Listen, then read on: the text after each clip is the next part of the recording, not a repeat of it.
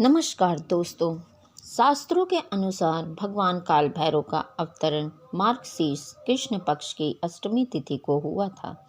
इस दिन मध्याह्न में भगवान शिव शंकर के अंश से इनकी उत्पत्ति क्रोध के परिणाम स्वरूप हुआ था।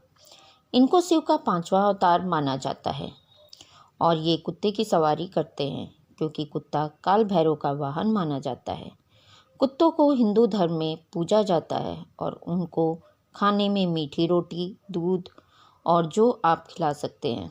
ऐसा करने से जीवन में कष्टों का निवारण होता है। महादेव के रुद्र रूप काल भैरव को तंत्र का देवता माना गया है, इसलिए तंत्र मंत्र की साधना निर्वहन संपन्न करने के लिए सबसे पहले काल भैरव की पूजा की जाती है।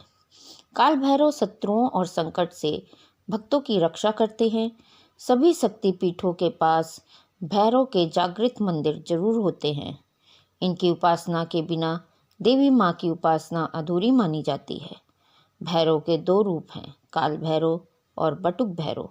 जहाँ बटुक भैरव अपने भक्तों को अभय देने वाले सौम्य स्वरूप में विख्यात हैं, वहीं काल भैरव आपराधिक प्रवृत्तियों पर नियंत्रण करने वाले प्रचंड दंड नायक के रूप में प्रसिद्ध हुए।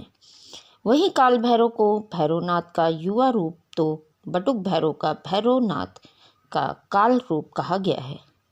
भगवान काल भैरव को रात्रि का देवता भी माना जाता है। भगवान शिव के रौद्र रूप में प्रकट हुए काल भैरव को ब्रह्म हत्या के दोष से मुक्ति के लिए भगवान शिव ने काशी भेजा था।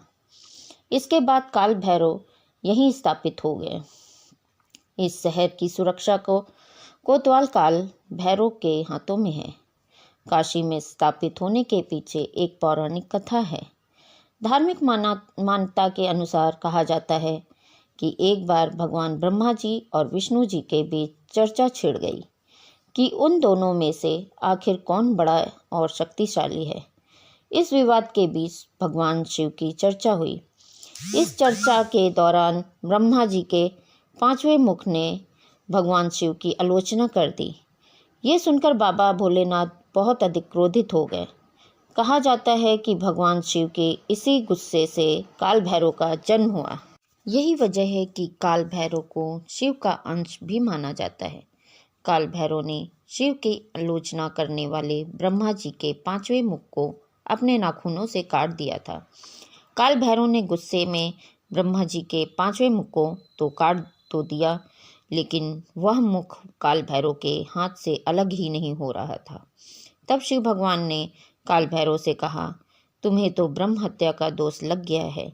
इस दोष को मिटाने का एक ही तरीका है कि तुम एक आम व्यक्ति की तरह तीनों लोकों का भ्रमण करो। जिस स्थान पर ये ब्रह्मा का पांचवा मुख तुम्हारे हाथ से छूट जाएगा, वहीं पर तुम इस पाप की मुक्ति पाओगे। भगवान शिव का आदेश मिलते ही बाबा भैरव तीनों लोकों का भ्रमण करने के लिए पैदल यात्रा पर निकल पड़े।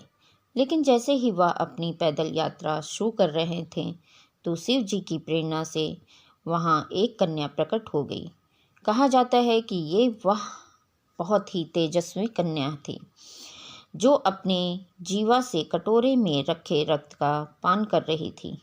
यह कन्या कोई आम कन्या नहीं बल्कि ब्रह्म हत्या थी। शिव जी ने इस कन्या को भैरव के पीछे छोड़ा था ताकि भैरव तीनों लोकों का भ्रमण करना न छोड़े। तीनों लोकों का भ्रमण करते हुए जब भैरव बाबा काशी पहुँचे तो उनका पीछा कर रही कन्या छूट गई। शिव जी की आज्ञा के मुताबिक काशी में इस कन्या का प्रवेश करना मना था।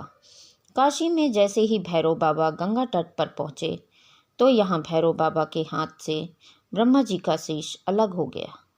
इसी के साथ भैरव बाबा को ब्रह्म हत्या के पाप से मुक्ति मिल गई। काल भैरव को पाप से मुक्ति मिलते ही भगवान शिव वहाँ प्रकट हुए और उन्होंने काल भैरव को वहीं रहकर तप करने का आदेश दिया। उसके बाद से कहा जाता है कि काल भैरव इस नगरी में बस गए।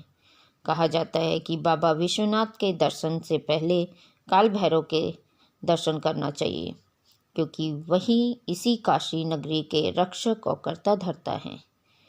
मेरे भैरव बाबा को प्रसाद के रूप में शराब चढ़ाई जाती है और जो भी काल भैरव की पूजा करता है उसकी सारी मनोकामनाएं पूरी होती हैं।